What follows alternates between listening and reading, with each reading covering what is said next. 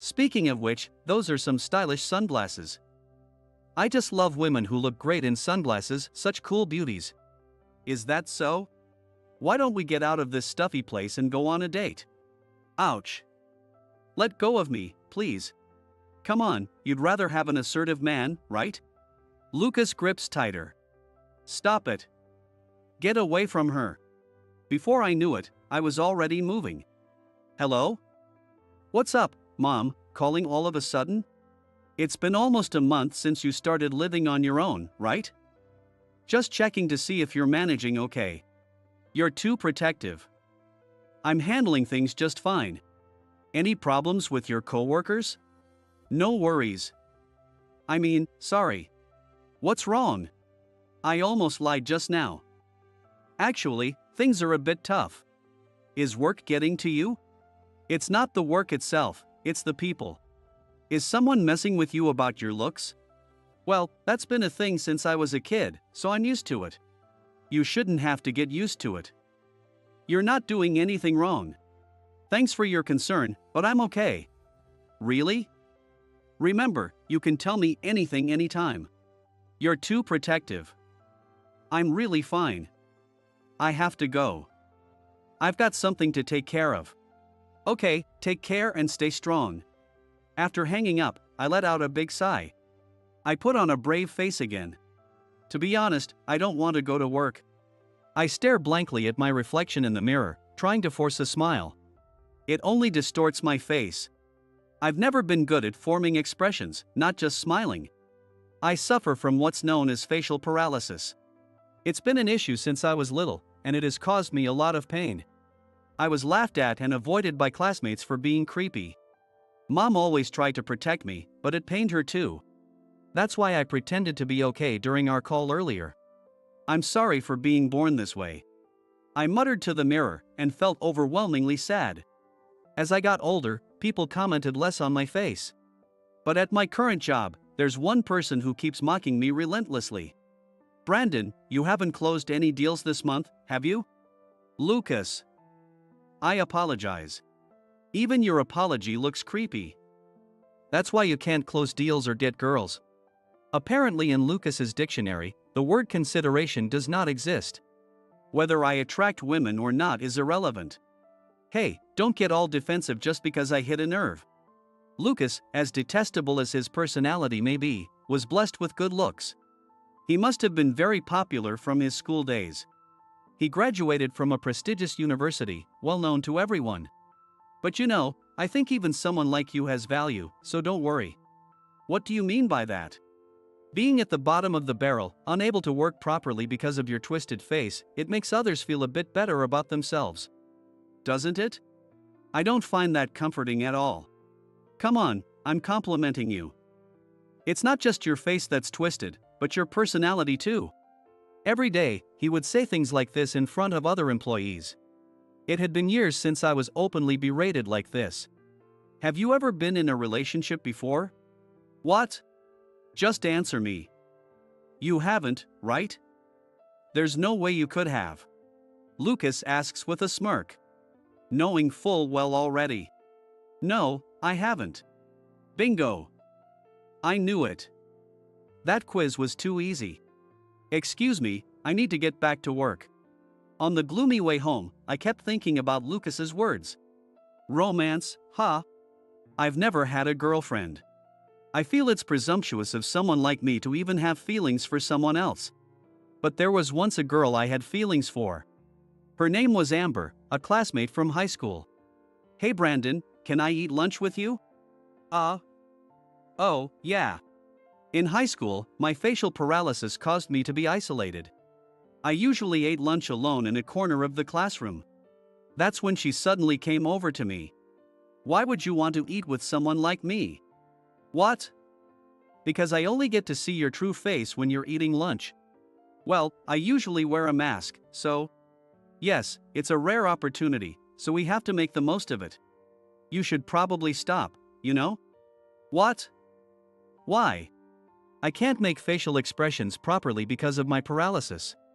I know that. So what? Everyone else finds it creepy, and you might get avoided too. What? Why should I care about people who would avoid me for that? Amber looked genuinely puzzled, as if what she said was the most natural thing in the world. I'd never met anyone like her before. I decide who I want to talk to, so it's fine. She said that and showed me a bright smile. It was hard to push away someone who reached out to me like that.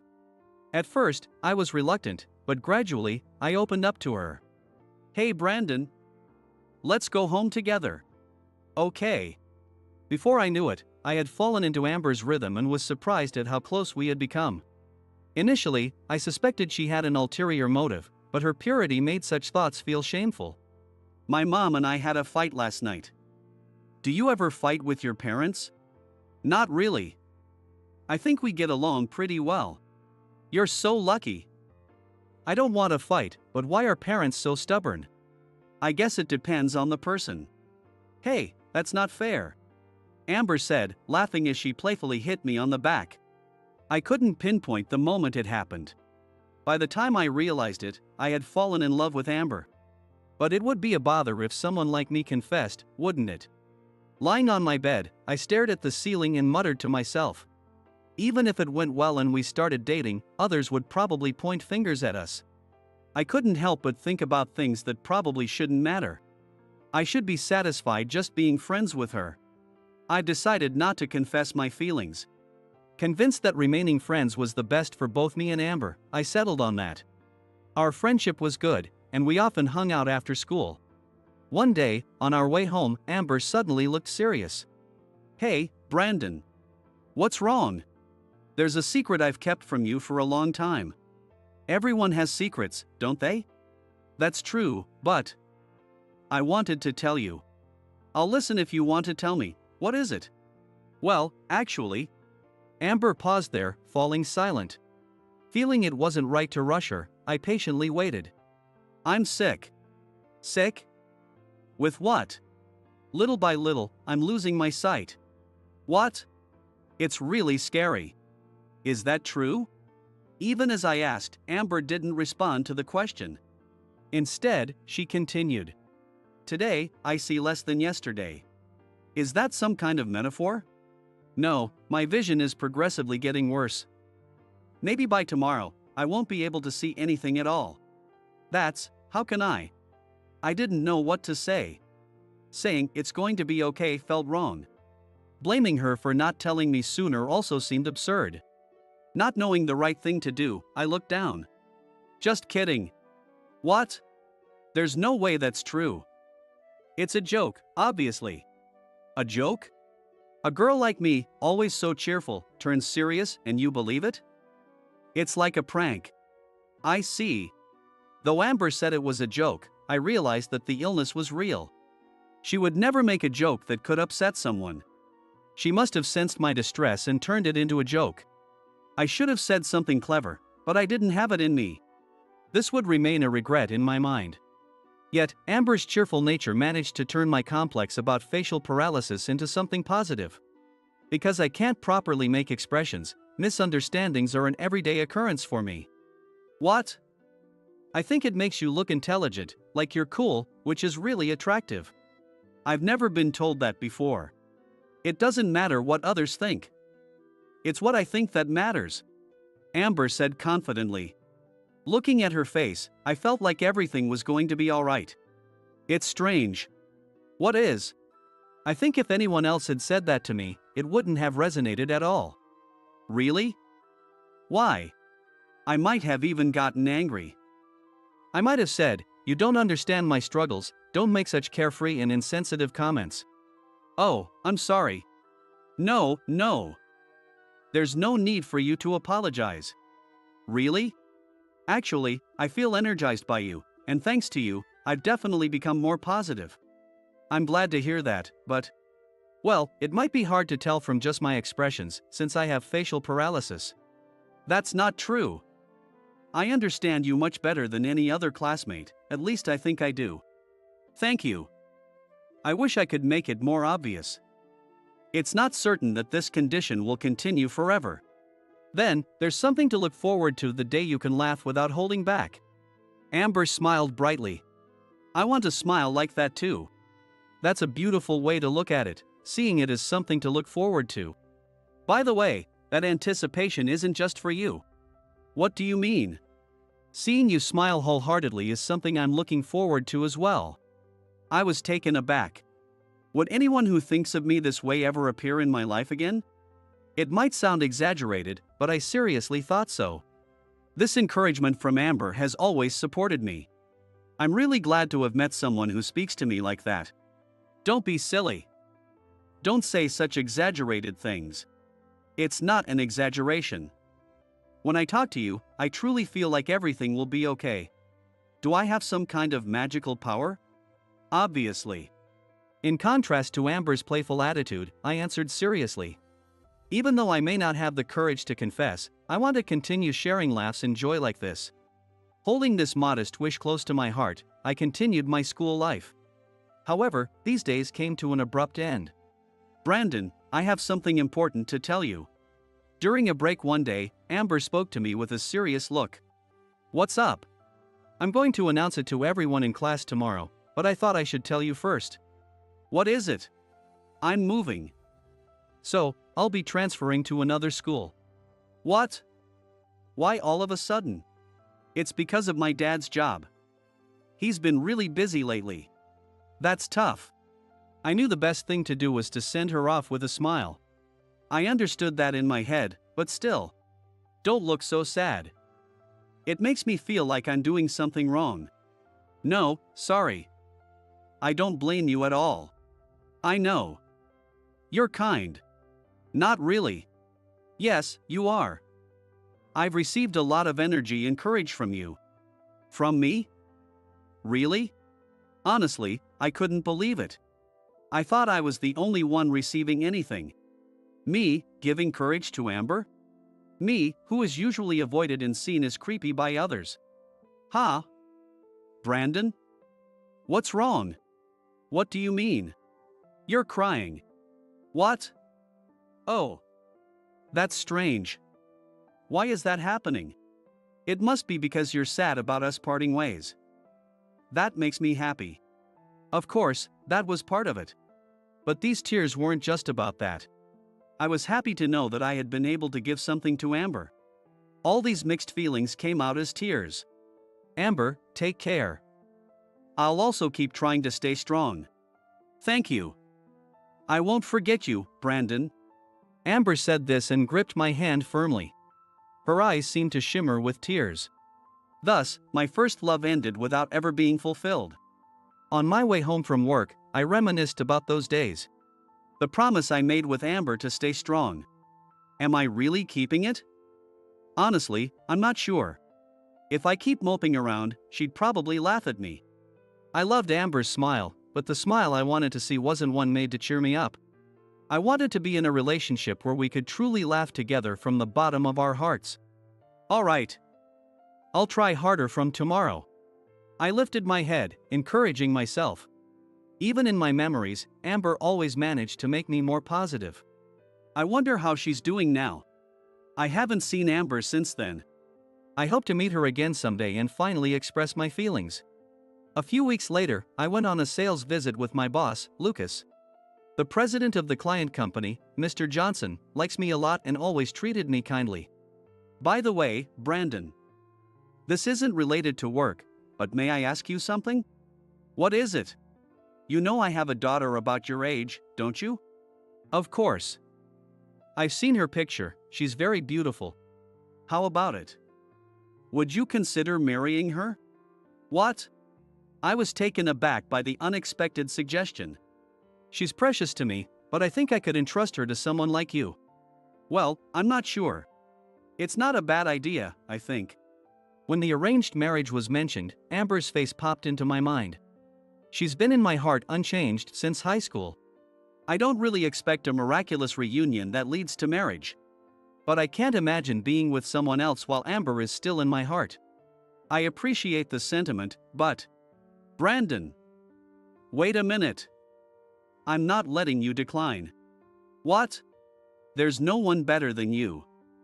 I often tell my daughter about you. How you're a quiet, serious young man who's competent at his job. No, that's not true at all. Please. Just meet her once, that's all I'm asking. Are you sure I'm the right choice? It has to be you. Don't underestimate yourself like that. Being put on the spot like this, and considering he's a client, it was hard to say no. All right. I will meet her once. Oh. Really? Thank you. I'm sure my daughter will be thrilled. I hope so. Be more confident. Right, Lucas? Lucas, who had been listening to our exchange, clearly looked displeased. Well, I'm not sure what to think. Why the long face? Aren't you happy for your subordinate? Despite Mr. Johnson's energetic reassurance, Lucas's expression remained unaltered. So, Brandon. I'll contact you again with the details. I'm counting on you. Understood. Thank you for arranging this. Ha! I might be the most excited of all. I'm really looking forward to this. The difference in enthusiasm between Mr. Johnson and me could not be more stark. It was nice to be valued not just as a worker, but as a person. But still, is it really okay to go to this arranged meeting with such half-hearted feelings? What would Amber do in this situation? On my way home, I muttered to myself, alone. Not that she would answer. Actually, it would be scary if she did. I joked to myself as I trudged along. But maybe, this was a sign to stop dwelling on Amber. I considered that possibility. Mr. Johnson was quick to act and he called me the next day. Brandon. It's set for Saturday the week after next. Are you free? This is about the matchmaking meeting, not work, right? Of course. I arranged everything right after you guys left. Thank you. Saturday the week after next works for me. Good, good. Even if it doesn't work out, I'll keep setting it up until it does. I didn't know what Mr. Johnson's daughter would think of me. Yet, I wanted to respond to his enthusiasm. Mr. Johnson would give me the time and place later. I wrote down these details in a notepad nearby. I never imagined myself in an arranged marriage. While I'm not averse to marriage, it always felt like something distant. This date doesn't necessarily mean I'll get married. The night before, I couldn't sleep, thinking about various things. No matter what I thought about, Amber's face would appear. I wish I could see her. What am I saying on the night before the matchmaking meeting? I was almost disgusted with myself. And then the morning of the meeting arrived. As I headed to the restaurant Mr. Johnson had told me about, Lucas called. Hey Brandon. About today's meeting, there's been a change in the venue. Really? Mr. Johnson called me and told me to go to the place I'm about to mention, Lucas said. Wait a moment. Why did Mr. Johnson contact you instead of me? There are various reasons. Mr. Johnson is also busy, so it can't be helped, he replied. I'm not sure if that's the issue here. He apologized for the sudden change. I'll send you the details of the store, Lucas continued. All right. Thank you very much, I said. Despite my confusion, I headed to the store that Lucas had mentioned. However, there was no sign of my supposed date, and there wasn't even a reservation made. Could it be that he lied to set me up? Given Lucas's usual hostility towards me, it's not an implausible scenario. He probably doesn't like the fact that Mr. Johnson favors me. I need to hurry. I rushed back to the original meeting place. Ultimately, I arrived significantly later than the scheduled time. There I found Mr. Johnson's daughter and Lucas together. Mr. Johnson's daughter was wearing sunglasses, making it hard to read her expression. However, it was obvious she was beautiful. Wow, I didn't expect Mr. Johnson's daughter to be this gorgeous, he remarked. And where is Brandon? I am Brandon. More importantly, what do you think of me? I don't look bad, right? I'd even say I'm quite handsome, he said.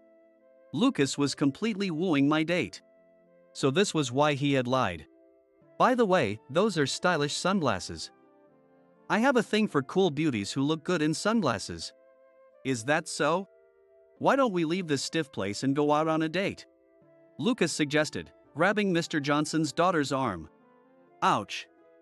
Please let go, she protested. Come on, you like assertive men, don't you? Stop it. Get away from her. Without thinking, I acted to protect her. I freed her from Lucas's grip and protected her. What are you doing here? Why did you come? I'm here for a date. But more importantly, you set me up, didn't you? What? What are you talking about? I'm Brandon, he claimed. Are you still going on about that? You were interrupting us just as things were getting good. Who are you? He still insisted on being Brandon. How far will he go with his deceit? I am Brandon. You are Lucas. What are you talking about? I'm Brandon. Stop making things up, he replied. Perhaps he thought he could fool her since it was their first meeting. Just then, a waiter from the back of the restaurant came forward. He then told Mr. Johnson's daughter. The person who just protected you is Brandon. What? Who are you? It's none of your business. Lucas protested. Outsider? I'm an acquaintance of Brandon, so I just told you what I know, the waiter explained. What? Brandon is a regular here, he added. Although Mr. Johnson, our client, made the reservation, I frequented this place often. The waiter, sensing the situation, offered his help. Mr. Johnson's daughter turned to Lucas and spoke. Did you try to deceive me? No, I mean, it's just that. Lucas turned pale. This man is Lucas. He's my boss at the company, I explained. So, he's connected to my father. I'll report everything, she declared. What? Wait a minute. He probably thought it as a prank. Lucas suddenly started to panic. If this gets out, it's definitely going to be bad. You brought this upon yourself. Honestly, I'm surprised you thought you could get away with such a poorly thought out plan, I said. I have a request for the two of you. Please don't report this to Mr. Johnson. No, I refused. I decline as well, she added. No way. I'm sorry. It was my fault. I apologize, Lucas pleaded. Please keep your voice down inside the restaurant as it disturbs other customers, the waiter interjected. Shut up. That's the least of my worries right now. I will not forgive you, so please leave immediately, she insisted. Lucas, right? You weren't really supposed to be here, were you? No, I mean, yes. I'm sorry. Lucas left the restaurant with his head down. Finally, the troublemaker was gone. So, you're Brandon, right? What? I recognized your voice immediately. Don't you remember me, Brandon? Could it be Amber? She looked so different, I hadn't recognized her. I had assumed it was just a coincidence that she had the same last name as our client, Mr. Johnson. What are the odds? It's like a dream to meet you like this after so long. It's been a while, she said. Amber, those sunglasses, can you no longer see? Yes. I can't see at all, she replied. I see. Unsure of what to say after such a long time, I was at a loss for words. Amber had become so beautiful, almost unrecognizable compared to our high school days. Suddenly reunited, I was overwhelmed with various emotions. It might not be the right time to say this, given it's our first meeting in a while, but what is it? I've always liked you since high school. No, I still like you just as much.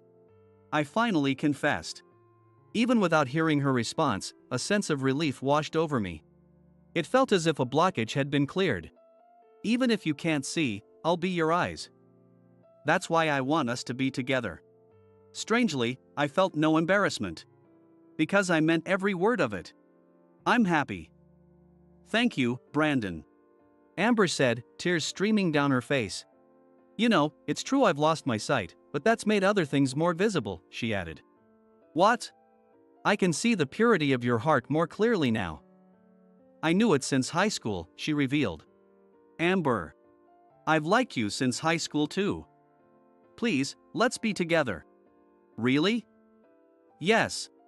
I couldn't help but jump for joy. The familiar waiters led the applause. Who would believe such a miraculous turn of events? Thus, Amber and I began dating. Later, thanks to our report, Lucas's scheme was exposed to Mr. Johnson. You dared to interfere with my daughter and Brandon's meeting. Ah. I'm so sorry. I will never forgive you. I'll also report this to your company, so be prepared, Mr. Johnson threatened. Mr. Johnson. Please have mercy. Not a chance. Don't ever show your face to me again. The recent chaos triggered a series of problems for Lucas. It came to light that he had often made fun of my facial paralysis. As a result, he was fired from the company. Lucas tearfully left the company.